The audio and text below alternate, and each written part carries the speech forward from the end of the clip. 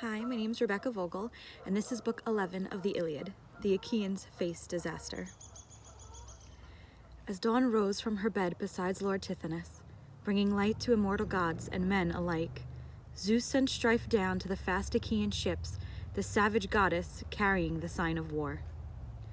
She stood by Odysseus' broad-beamed black ship in the middle of the line so she could be heard in both directions, from the huts of Ajax, son of Telamon, to those of Achilles, whose well-balanced ships were drawn up at the ends, for these men trusted courage and their own strong hands. Standing there, the goddess screamed out a piercing call, a dreadful sound. In the heart of each Achaean she put strength for war, for unremitting combat. To men, war then became sweeter than sailing back, going home in their hollow ships to their native land.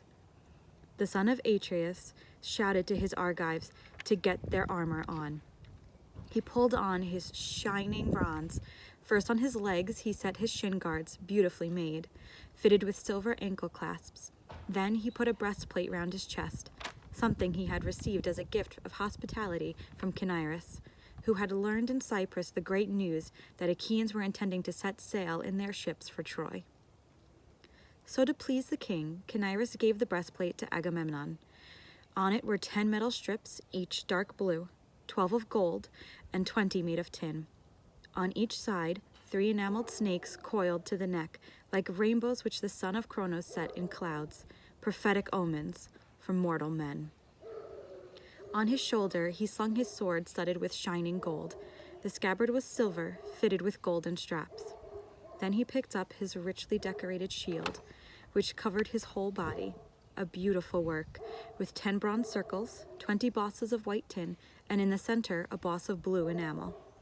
On that shield, a crowning symbol, stood the Gorgon, a ferocious face with a horrifying stare. Terror and panic were placed on either side.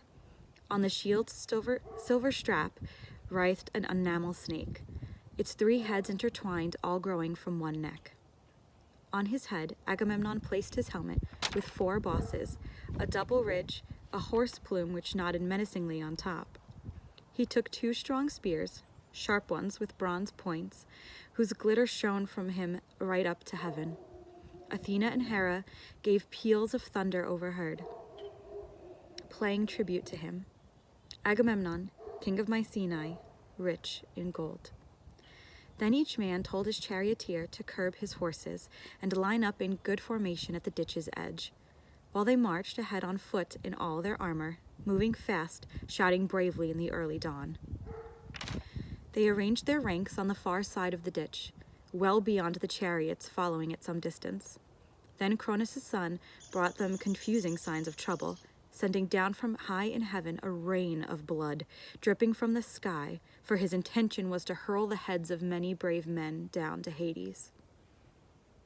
On the opposite side, by the high ground on the plain, Trojans gather round Hector, fine Polydamas, Achaeus, whom Trojan people honored like a god, and 3 sons of Antenor, Polybus, Agenor, godlike man, and youthful Acamas, who seemed like one of the immortals. In the front ranks, Hector carried his shield, an even perfect circle. As some ominous star now suddenly appears, shining through the clouds, and then disappears again into the cloud cover. That's how Hector looked, as he shone up in front, then in the rear, issuing orders. All in shining bronze, he flashed like lightning from Father Zeus, who holds the aegis. Then, just as reapers work in some rich man's fields, arranging on rows facing each other, cutting the crop, wheat or barley, scything handfuls thick and fast, that's how Trojans and Achaeans went at each other, slicing down men. No one thought of lethal flight. The sides were matched in fury equally. They fought like wolves, ripping at each other. Looking on, Strife, the goddess who brings much sorrow, was delighted. She was the only god present at this battle. The others were far off, sitting at their ease, in their own homes on many-ridged Olympus, where a fine house had been built for each of them. All blamed the son of Cronos, lord of the dark cloud, because he planned to give glory to the Trojans. But Father Zeus was not convinced on their account. Withdrawing some distance from them, he sat apart, exultant, glorious. He looked out at Troy, at the Achaean ships, at the flashing bronze, at warriors killing, and at warriors being killed. Throughout the early morning, as that sacred day grew stronger, weapons thrown by both sides took a destructive, grim toll. Men kept on falling. But at the hour a woodcutter prepares his meal in some mountain glade, when his arms are tired cutting big trees, when weariness comes in his heart and sweet appetite for food overtakes his mind, that's when Danaans, calling to each other in the ranks, courageously broke through. The first to kill a man was Agamemnon. He slaughtered Bienor, shepherd of his people, and his companion too, Oileus, the charioteer, who had jumped down from the chariot to challenge Agamemnon. He charged straight at him, but his forehead took a blow from a sharp spear. The rimmed helmet made of heavy bronze did not stop the spear, which smashed through it, through the bone, and splattered his brain inside the entire helmet. That stopped his bloodthirsty charge. Agamemnon, king of men, stripped off their tunics and left them there, their white skins showing. Then he moved on to butcher Isus and Antiphus, two of Priam's sons. One was a bastard and the other one legitimate, both traveling in a single chariot. The bastard, Isus, held the reins, and renowned Antiphus stood beside him as the fighting man. These two men Achilles had once tied up with willow shoots when he captured them while they were herding sheep along Mount Ida's lower slopes. He let them go for ransom, but this time, wide-ruling Agamemnon, son of Atreus, with his spear struck Isus in the chest, above the nipple, and his sword sliced Antiphus right by his ear, throwing him out of the chariot. He quickly stripped off their fine armor. He knew them, for he had noticed them before by the fast ships, when swift-footed Achilles led them in from Ida. Just as a lion chews up with ease the tender offspring of some nimble deer, when he comes in their den, his strong teeth seize them and rip out their tender life. And the mother, even close by, cannot help them, for a fearful trembling panic seizes her, so she runs up fast, bolting in a lather through the dense foliage and trees. From that mighty beast's attack in just that way, no Trojan then could save these two from slaughter, for they were running off in flight from Argives. Next, Agamemnon battled brave Hippolochus and Peisander, sons of fiery-hearted Antimachus, a man who had received much gold from Alexander, a splendid gift, so he'd agreed not to hand back Helen to fair-maired Menelaus. This man had two sons. Mighty Agamemnon now caught them, both riding in one chariot, attempting to control their horses. The shining reins had fallen from the driver's hands, panicking the horses. The son of Atreus jumped out and faced them like a lion. From the chariot, the two warriors appealed to Agamemnon. "Take us alive, son of Atreus. You'll get a worthy ransom. There are many treasures in Antimachus's homes, bronze and gold and well-worked iron. Our father will be glad to give a massive ransom from all that if he learns we're at Achaean ships alive." The men said this in tears, addressing the king with tender words, but the reply they heard was harsh. "If you are the two sons of Antimachus, that hot-hearted man who, when Menelaus came to as envoy once to the assembled Trojans, with godlike Odysseus urged the Trojans to kill Menelaus to stop him going back to the Achaeans, now you'll pay the price for those shameful actions of your father." Agamemnon spoke. Then he struck Peisander. He knocked him from the chariot to the earth with a spear thrust to his chest. He crashed on the ground and lay there motionless. Hippolochus jumped out, but Agamemnon killed him on the ground. His sword sliced away his arms and slashed his head off. Then he set the head rolling through the crowd like some round stone. Leaving the bodies there, he charged into the line where soldiers' ranks were most confused, leading other well-armed Achaeans with him. Their men, on foot, cut down soldiers compelled to flee. Chariots went to chariots. On the plain, dust clouds arose from underneath, kicked up by thundering horses' hooves. Men butchered men with bronze. Mighty Agamemnon surged on ahead, always killing as he moved, shouting out instructions to the Argives. Just as destructive fire strikes thick woodland shrub, driven in all directions by the swirling wind, burning thickets to their roots so they disappear, swallowed up in the inferno's fiery rush. That's how the heads of Trojans fell, as they ran off, brought down by Agamemnon, son of Atreus. Many strong-necked horses in the battle lanes rattled past with empty chariots, missing their drivers. Excellent charioteers now lying on the ground, far more friendly to the vultures than their wives. Zeus pulled Hector back from the flying weapons, dust, slaughter, blood, and noise. But Agamemnon, bellowing orders to his Danaans, still pursued. Trojans rushed back across the middle of the plain, past the tomb of ancient Ilus, son of Dardanus, even past the fig tree, desperate to reach the city. But with his invincible blood-splattered hands, Agamemnon kept up his pursuit relentlessly. When Trojans reached the Scaean gates, an oak tree, they stopped there to wait for their remaining men.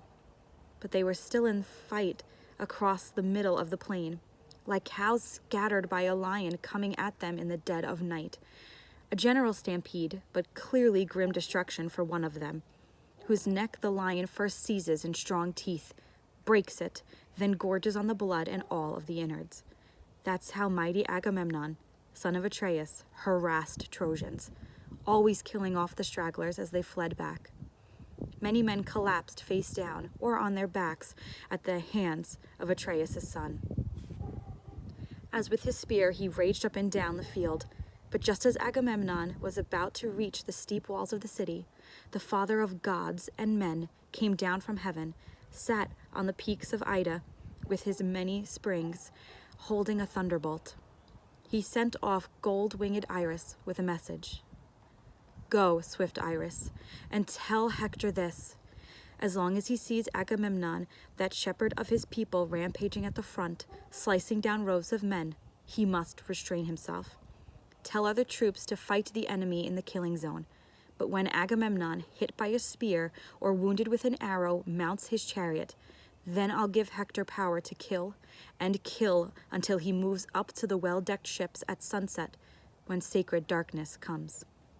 Zeus finished. Wind-swift Iris obeyed, going down from Ida to sacred Iliad. She found Hector, wise Priam's noble son, standing with his horses in his well-made chariot. Coming close beside him, swift-footed Iris spoke.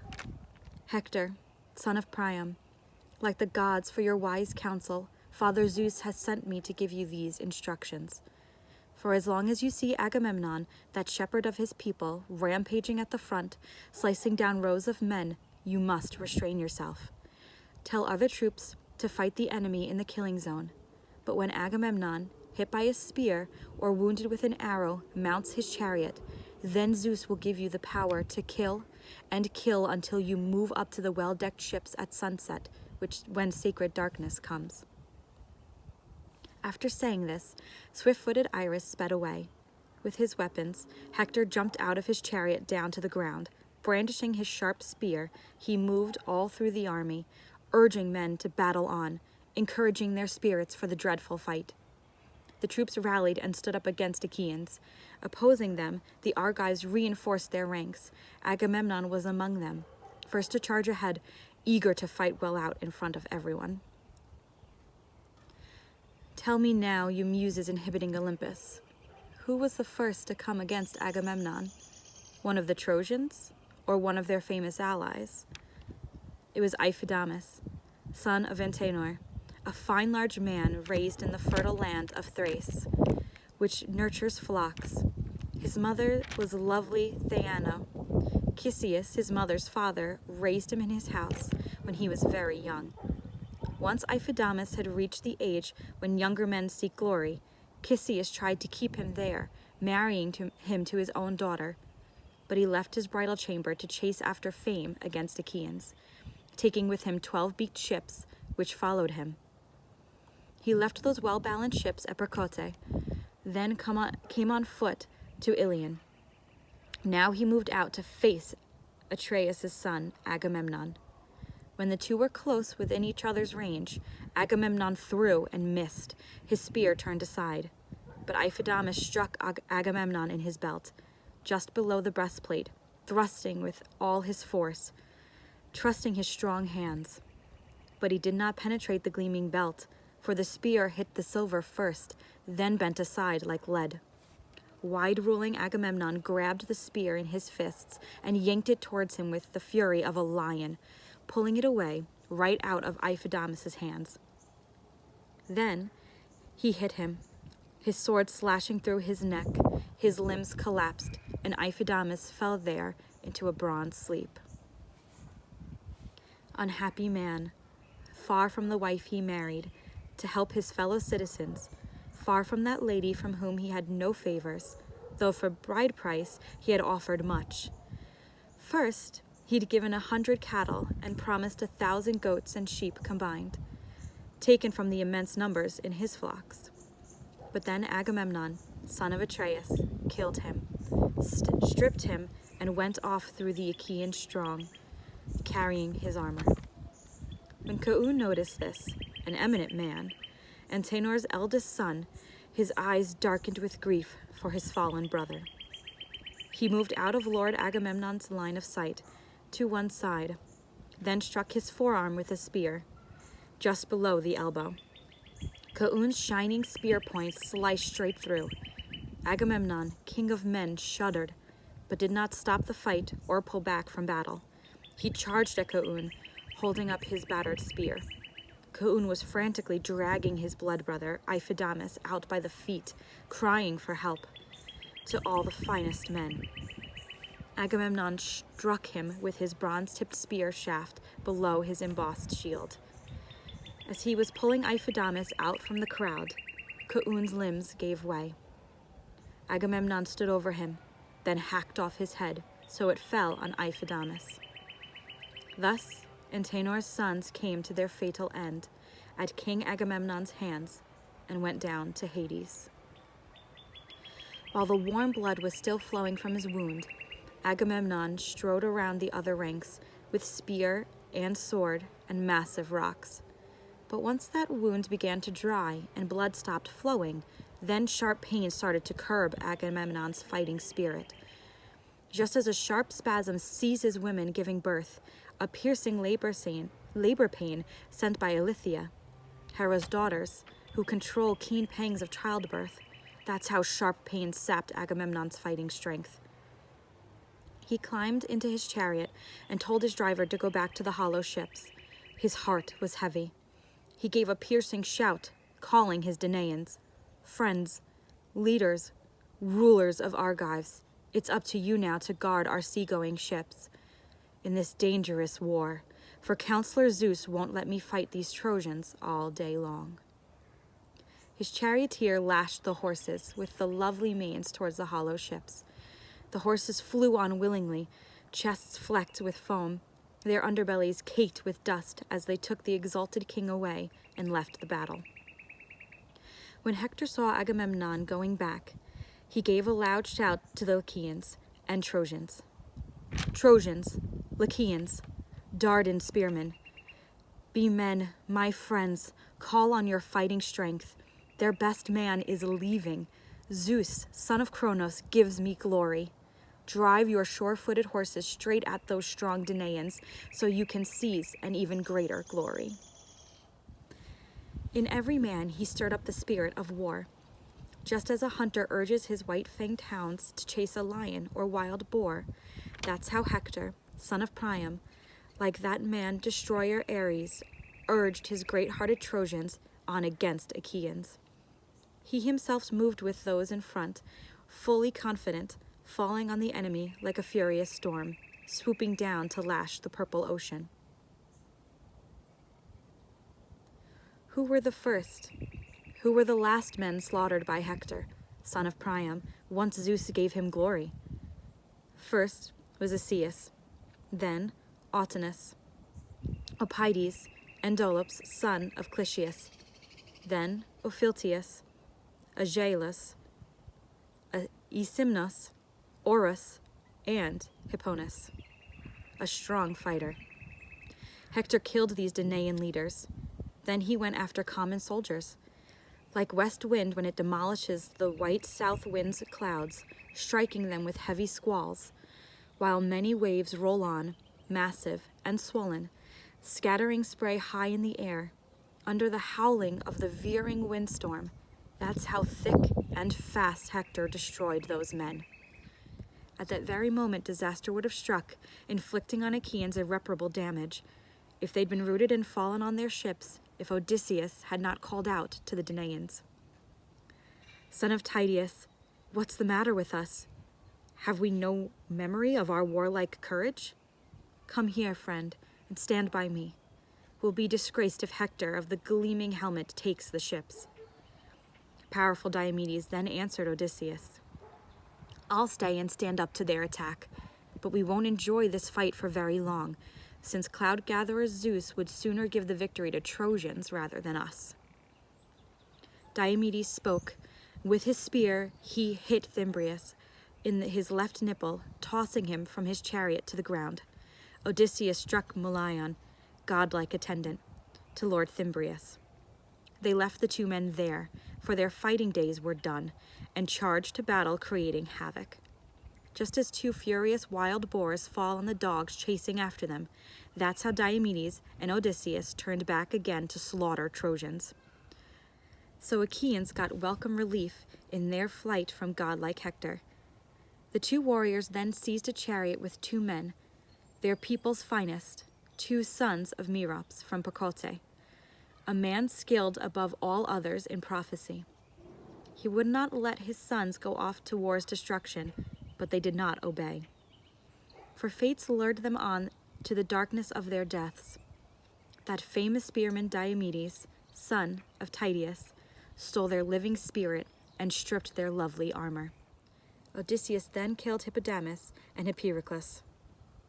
Gazing down from Ida, the son of Cronos made the fight an equal combat, so on both sides men killed each other. With his spear, Tydeus' son wounded brave Agastrophus, son of Priam, on the hip. There were no horses ready close at hand for his escape, a fatal blunder. His attendant was holding them some distance off, while he went on foot through those fighting at the front, until Lord Diomedes robbed him of his life. Hector kept a sharp watch on those men. With a shout, he went after them, taking ranks of Trojans with him. Brave Diomedes, skilled at war cries, noticed this. He shuddered and said to Odysseus, who was close by, "Mighty Hector's lethal wave engulfs us. Let's make a stand, stay here, and beat him back." Diomedes spoke. He drew back his long-shadowed spear, then hurled it unerringly. The spear hit Hector on the head, catching his helmet at the very top. Bronze deflected bronze. The spear missed his splendid skin, prevented by the triple layers on the helmet, which he'd been given by Apollo. Jumping back, Hector quickly rejoined the massed ranks of his troops. He fell on his knee and stayed there, holding himself up with his strong hand on the ground. Black night hid his eyes. But as the son of Tydeus rushed in to retrieve his spear from where it hit the earth among the frontline fighters, Hector revived. He leapt into his chariot once more, drove back into the crowd, eluding his black fate. Brandishing his spear, powerful Diomedes yelled, "You dog! Once more you're evading death for now, but you've narrowly escaped disaster. Phoebus Apollo has saved you once again. No doubt you always pray to him every time you go into the sound of thudding spears. Next time we meet, I'll surely finish you if some god is there to help me out as well. But now I'll attack the rest, any man I chance to meet," Diomedes spoke. Then he stripped the armor off the son of Paeon, a famous spearman. But fair-haired Helen's husband, Alexander, now aimed his bow at Diomedes, his people's shepherd, leaning against a gravestone, part from the funeral mound men had built for Ilus, son of Dardanus, an elder of the people long ago. Diomedes was stripping the gleaming breastplate off the chest of strong Agastrophus, taking, too, the shield off his shoulders and his heavy helmet. Alexander drew back on the center of the bow. He shot. The arrow did not leave his hand and miss. It hit Diomedes' foot, the right one, on the top. It passed through and drove into the ground. Laughing aloud, Paris jumped from his cover, shouting out this boast. "You're hit. My arrow was not wasted. I wish I'd got you low in the gut, taken your life. That way, there'd be some relief for Trojans from the misery you bring. Right now, they shake with fear in front of you, like bleeding goats confronted by a lion." Without a sign of fear, strong Diomedes then replied, "You useless archer, brave only with your bow. Seducer, if you stepped out to face me with real weapons, that bow and clutch of arrows would be no use to you. So now, you've grazed me on the foot, and you boast like this? It's nothing, like some blow from a woman or witless child. A weapon from a coward has no bite at all. But from me, it's different. Even a slight hit, my spear is sharp. The man it hits, it kills. His wife tears at her cheeks, his children then are orphans. Earth is blood-soaked where he rots with vultures instead of women round him." Diomedes spoke. Famous spearman Odysseus came up and made a stand before him. He sat down behind Odysseus and pulled the arrow from his foot. Sharp pain shot through his flesh. Then he got in his chariot, took the reins, and with a heavy heart went to hollow ships. Now famous spearman Odysseus was left alone. No Achaean there besides him, for fear gripped them all. Greatly troubled, he spoke to his proud heart. "Here's trouble. What's going to happen to me? If I want to run away from the crowd in fear, I'll be badly shamed. But to be trapped here, all alone, that could be worse. For Cronus' son has made the rest of the Danaans flee. But why is my fond heart arguing all this? I know that those who leave the war are cowards. The men who want to fight courageously must stand his ground with force, whether he's hit or whether his blows strike the other man." While in his mind and heart he turned this over, ranks of shield-bearing Trojans advanced against him, encircling him. But this only brought them trouble. As when young men and hunting dogs harass a boar, the beast charges from dense foliage on every side, whetting white teeth on its curving jaws, and they dodge all around it to the sound of chomping tusks, hunters and dogs standing firm from all their fear. That's how Trojans then kept going at Odysseus, whom Zeus loved. First he wounded fine Diomedes above his shoulder, lunging at him with a sharp spear. Then he killed Theun, Ennomus, and Chersidamus, whom Odysseus speared as he jumped from his chariot. He hit him in the groin below his shield. As he fell, he clawed handfuls of dust. Odysseus left these men. Then, with his spear, struck Charops, son of Hippasus, blood brother of rich Socus. That godlike man came up, stood close to him, and cried, "Renowned Odysseus, your store of tricks, of suffering is infinite. Today you'll boast you killed both sons of Hippasus, slaughtered 2 men, and stripped away their armor, or else you'll lose your life, hit by a spear." Saying this, Socus struck the even circle of Odysseus' shield. The strong spear punctured the bright shield, forcing its way through the finely decorated breastplate, slicing off the flesh along his ribs. But Pallas Athena stopped it from striking into the vital organs. Odysseus knew the spear had not hit a fatal spot. He drew back and spoke to Socus. "You poor man, now's the moment grim death surely takes you. Yes, you've prevented me from fighting Trojans, but I promise here this very day you'll meet the fatal darkness of your death, killed on my spear. I'll get the glory. You'll give your life to horseman Hades." Odysseus spoke. Turning round, Socus began to run, but Odysseus hit him as he was moving off, spearing him in the back between the shoulder blades, driving the spear clean through his chest. He fell with a thud. Lord Odysseus cried out in triumph. "Ah, Socus, son of fierce horse-taming Hippasus, death's final end was quick. No escape for you. Unhappy man, you'll not have your father or your noble mother close your eyes in death. Flesh-eating birds will now rip you apart, spreading their thick wings all over you. But if I die, godlike Achaeans will provide a proper burial for me." With these words, Odysseus pulled Socus' strong spear out of his flesh and removed it from his shield. But as he drew it out, he began to bleed. Odysseus grew concerned. When great-hearted Trojans saw blood on Odysseus, they shouted through their ranks and rushed him all at once. Odysseus stepped back, calling out to his companions.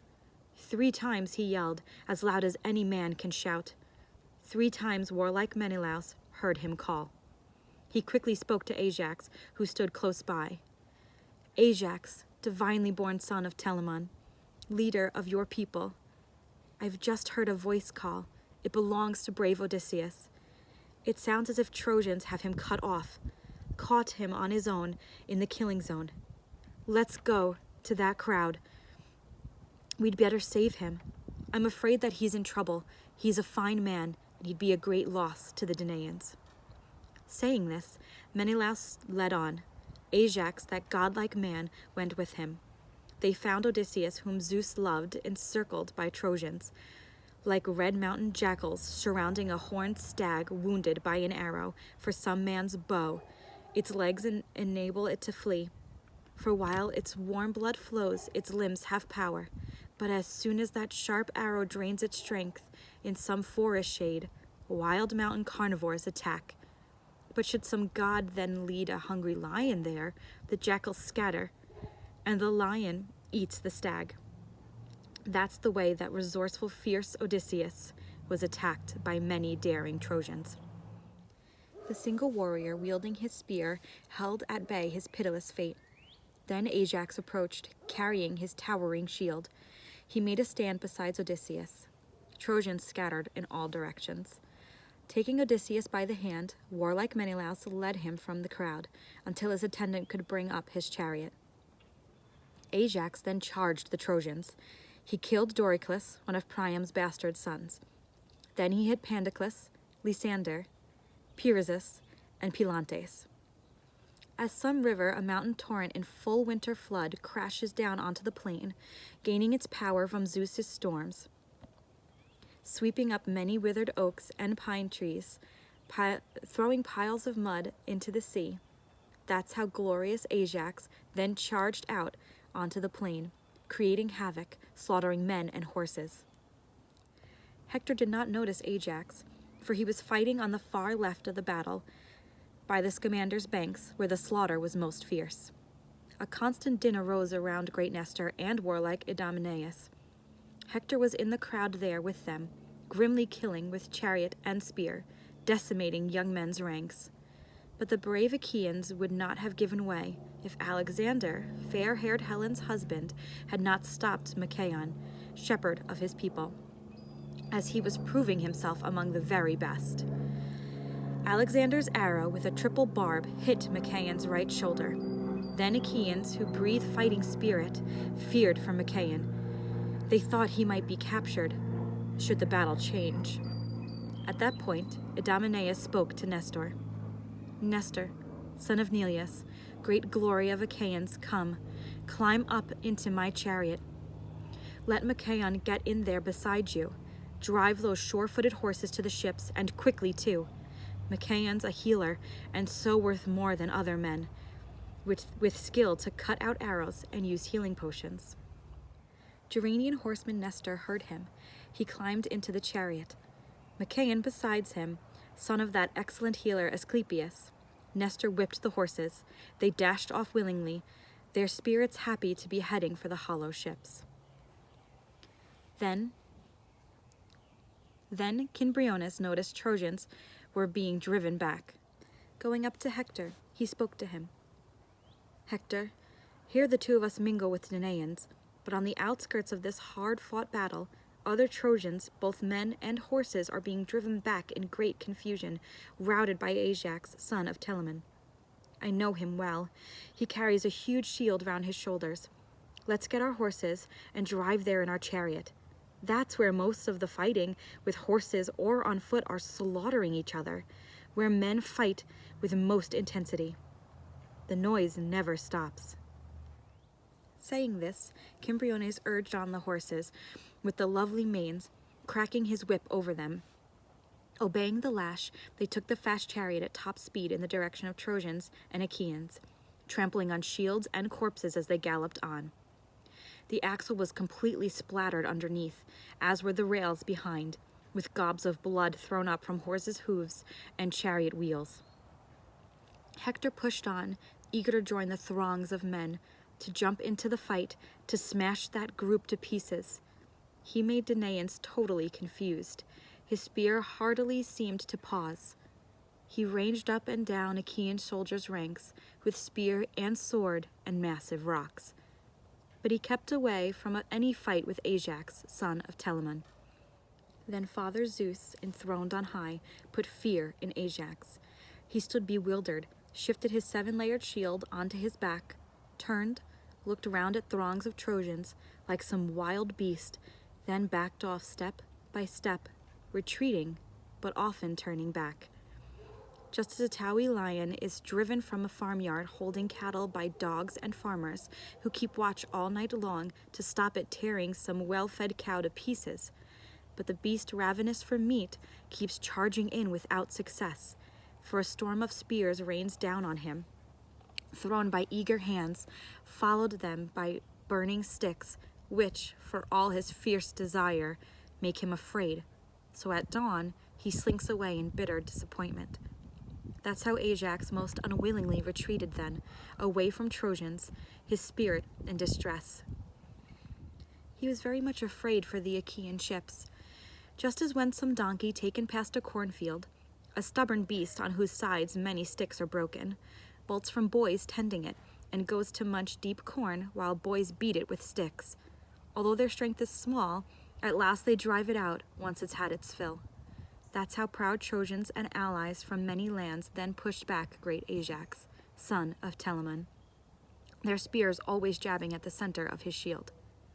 From time to time, remembering his warlike spirit, Ajax would turn again, holding off the ranks of horse-taming Trojans. Then he turned back to retreat, but he blocked the way to the swift ships for all of them. He stood alone between the Trojans and Achaeans, fighting furiously.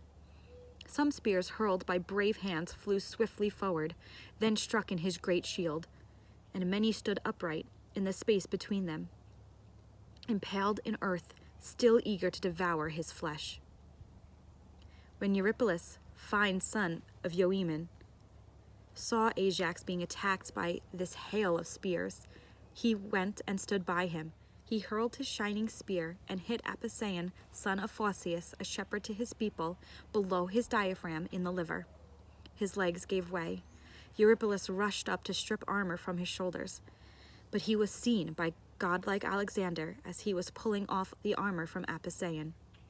So Paris grabbed his bow, aimed at Eurypylus, then shot an arrow in his leg, in his right thigh. The arrow shaft snapped off. His thigh was crippled, so Eurypylus moved back among his comrades and thus escaped destruction. But he shouted far and wide, calling to Danaans, "Friends, leaders and rulers of the Argives, rally your ranks. Save Ajax from a brutal death. He's being attacked with spears, and I don't think he's able to get out of this grim fate. Come, stand by great Ajax, son of Telamon." Eurypylus yelled this out as he lay wounded. Men closed their ranks around him, leaning their shields against his shoulders with their spears extended. Ajax came to meet him. When he reached his comrades, he turned round and stood his ground once more. Thus these soldiers went at the fight like a raging fire, as Neleus's horses carried Nestor from the fight. Swift-footed Achilles, looking on, noticed Nestor. Achilles then stood by the stern of his broad-beamed ship, watching the harsh work of the battle, the pitiful retreat. At once he spoke out to Patroclus, his companion, calling him beside the ship. From inside the hut, Patroclus heard him. He came out, looking like Ares. This moment marked the start of his final rush to death. Patroclus, Menoetius' fine son, was the first to speak. "Why did you summon me, Achilles? Is there something you need me to carry out?"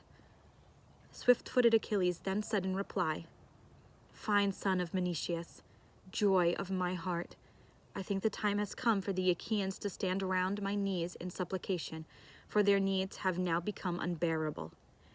But Patroclus, dear to Zeus, go now. Ask Nestor who that wounded person is he's taking from the battle. From the back, he looks exactly like Machaon, son of Asclepius. But I didn't see his face, for the horses passed me quickly in their haste to gallop on. Achilles spoke. Patroclus then obeyed his dear companion. He went on the run through Achaean huts and ships. While the others reached the huts of Nestor, Neleus' son, they stepped out on the fertile earth. Then Eurymedon, Nestor's aide, unharnessed horses from their chariot. The two men let the sweat dry on their tunics, standing in the seashore breeze. They went inside the hut and sat down on some chairs. Fair-haired Hecamede made them a soothing drink. Old Nestor had taken her from Tanatus when Achilles ransacked the place. Daughter of great-hearted Arsenus, she'd been chosen for him by Achaeans because he excelled them all in giving wise advice. First, she pushed out in of them a well-polished table with feet of blue enamel. Then she set there a bronze basket holding onions to spice up their drink, with pale honey and bread made of sacred barley. Besides these, she set a cup, a magnificent work Nestor had brought from home, studded with gold. There were 4 handles on it. Around each one a pair of golden doves was feeding. Below were 2 supports. When that cup was full, another man could hardly lift it from the table.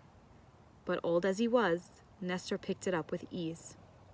In this cup Hecamede, looking like a goddess, made a soothing drink for them from Promnian wine. In it, with a bronze grater, she shredded goat's cheese, then shook white barley grain on top. When she'd prepared it, she invited them to drink. The 2 men drank and quenched their parching thirst. She started talking, enjoying each other's pleasant conversation. Then Patroclus stood in the doorway, like some god. Seeing him, old Nestor leapt up from his shining chair, took him by the hand, and invited him to sit. Patroclus declined, staying where he was. He said, "Old man, divinely bred, I can't sit down. You'll not talk me into it. The man who sent me is honorable, but quick to take offense. I'm here to learn the name of that wounded man you drove in with. But I see him for myself. I know Machaon, his people's shepherd. Now I'll go back and tell this to Achilles. You know well enough, divinely bred old man, what he's like, not someone to be taken lightly. He'd be quick to blame an innocent man."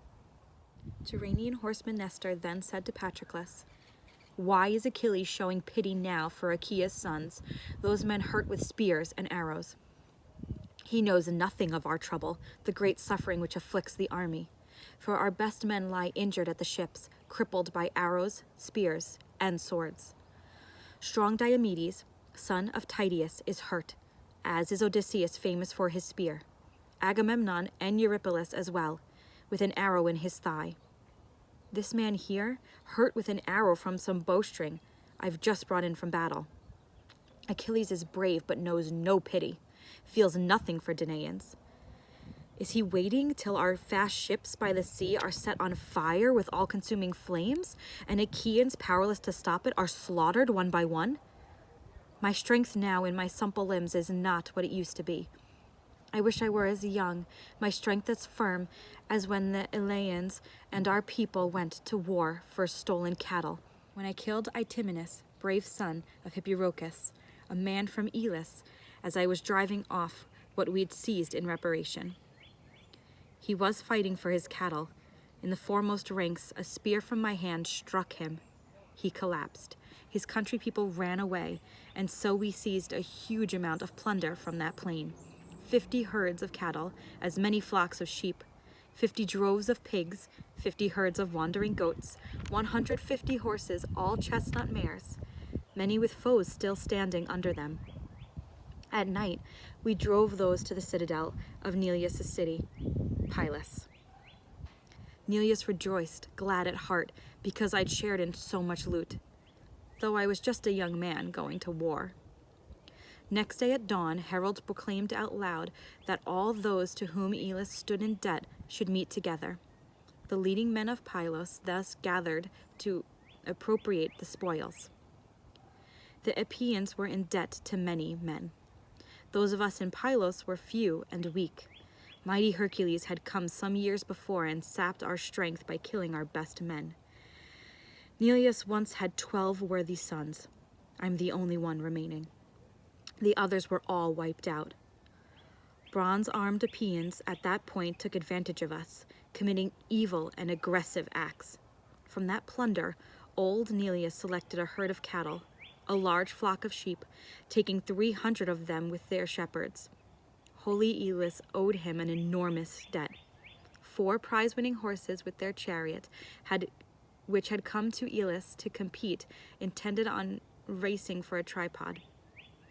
But Augeas, king of men, kept the horses there in Elis. He sent their driver back, grieving for his team. Old Neleus was angry with Augeas for what he'd said and for what he'd done. That's why he took so much booty for himself. The rest he gave to be distributed among the people in equal shares so no one would object. We allocated each and every bit and sacrificed to all the city gods. On the 3rd day, Epeans came in force, all together, with their sure-footed horses at top speed, lots of them.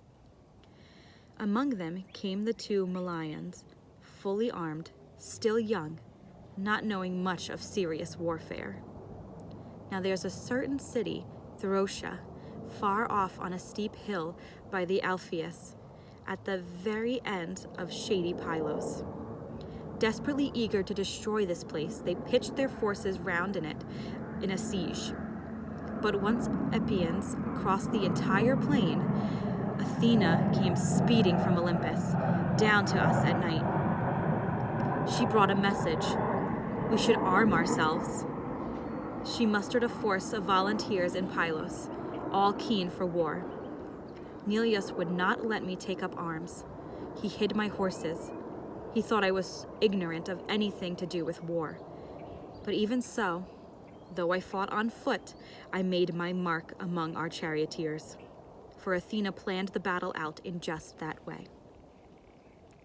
There is a river, Mineus, which meets the sea near Arene. The Pylian horsemen waited there till dawn while squads of men on foot came streaming in. We moved out quickly, with our weapons all together. At noon, we reached the holy river Alpheus. We sacrificed fine beasts to Zeus Almighty, a bull to Poseidon, and one to Alpheus. To Athena, with the glittering eyes, we offered a cow from our own herd. Then we had dinner at our positions there throughout the camp. We went to sleep, each man with his weapons along the river bank.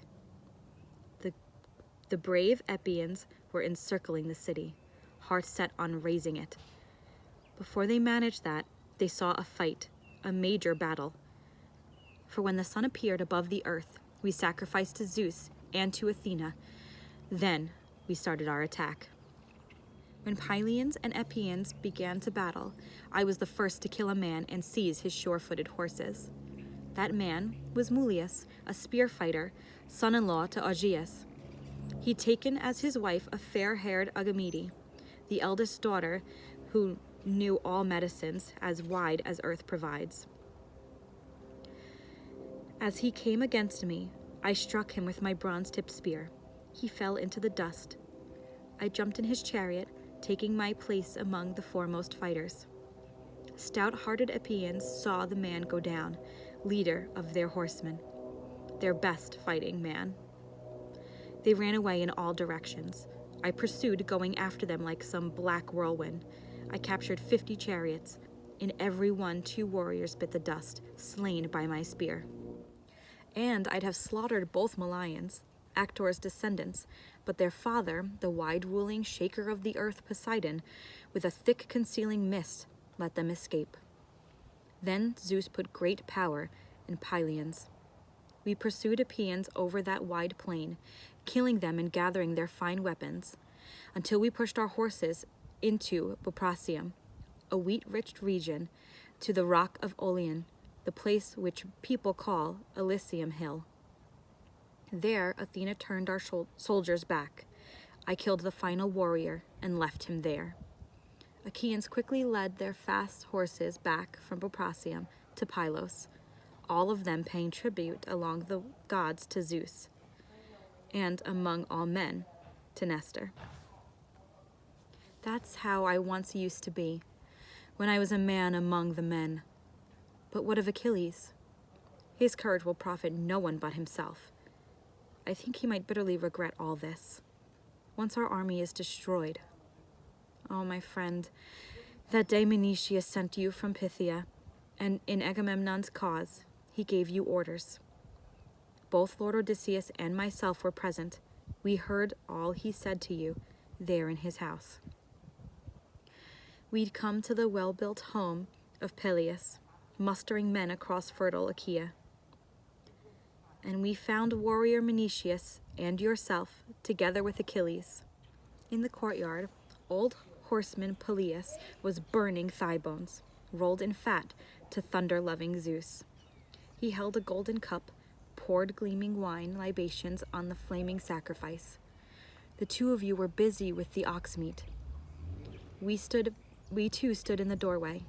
Achilles jumped up in great surprise, took our hands, brought us inside, inviting us to sit. Then we received fine hospitality, the sort appropriate for strangers. Later, when we'd had our fill of food and drink, I began to speak, asking you to come with us. You were really eager. Both older men gave you instructions about many things. Old Peleus ordered his son Achilles always to be the best, to stand preeminent above all other men. Menecius, son of Actor, told you, my son Achilles is by birth a finer man than you. But you are older. In strength he is by far your better, but it's up to you to give shrewd advice, prudent counsel, and direction to him. He'll comply, for that works to his benefit. That's what the old man said. But you forget. Even now, if you'd speak to fierce Achilles, you might persuade him. Who knows? Some god might help you shift his spirit with your words. A friend's persuasion is an excellent thing. But if his heart knows of some prophecy that he is avoiding, something from Zeus his mother's mentioned to him, then at least let him send you to war, in command of other Myrmidons. It may well be you'll be proving a saving light to the Danaans. Let him also give you his fine armor to carry into battle, so Trojans may confuse the two of you and thus refrain from fighting. Achaea's warrior sons are tired out. They might gain a breathing space, something rare in warfare. Your troops are fresh. They might drive Trojans worn out with fighting to the city, far from our ships and huts. Nestor finished speaking. His words stirred up the heart inside Patroclus' chest. He went off on the run along the line of ships towards Achilles, descendant of Aeacus. But as Patroclus ran by Lord Odysseus' ships, right where they held assemblies and judicial court, where they'd built their altars to the gods as well, he met Eurypylus, royal son of Euaemon, limping from the battle, his thigh wounded by an arrow. Down his head and shoulders ran rivulets of sweat. Black blood seeped from his nasty wound, but his spirit was still strong. Seeing him, Menecius' worthy son felt compassion. He spoke winged words of sympathy. You leaders, you rulers of Achaeans, it seems to be your destiny to feed the dogs with your white flesh at Troy, far from your friends, far from your native land. But come now, Eurypylus, you royal warrior, tell me whether Achaeans will manage to contain warlike Hector, or whether they'll all die, slaughtered here on Hector's spear. Wise Eurypylus then said in answer to Patroclus, Lord Patroclus, there's no longer anything can save Achaeans, who will fall back to their black ships. All those who are our finest fighters are lying by the ships, hurt or wounded at Trojan hands, whose strength keeps growing. But take me safely back to my black ship, cut the arrow from my thigh, and with warm water wash away the black blood there. Then rub on fine soothing medication, whose use they say Achilles taught you, an art he learned from Sciron, most righteous of the centaurs. Of our healers, Podalirius and Machaon. One, I believe, lies wounded in our huts, himself requiring some worthy healer, and the others out there on the plains holding off the fighting spirit of the Trojans. Menetius' fine son then said to Eurypylus, "How can you get this cure? What can we do, noble Eurypylus? I'm on my way to inform warlike Achilles of the news which Gerenian Nestor, Achaea's guardian, asked me to report, but I won't leave you in such suffering." When Patroclus had finished, he put his arm around Eurypylus' chest, then took that shepherd of his people to his hut. Seeing them, an aide put down some ox hides. Settling him there, with a knife Patroclus cut out the arrow, razor sharp from his thigh, washed the blood off with warm water. He put some bitter root onto his hands and rubbed it in, something to relieve the hurt, remove all pain. The wound then dried, and blood stopped flowing.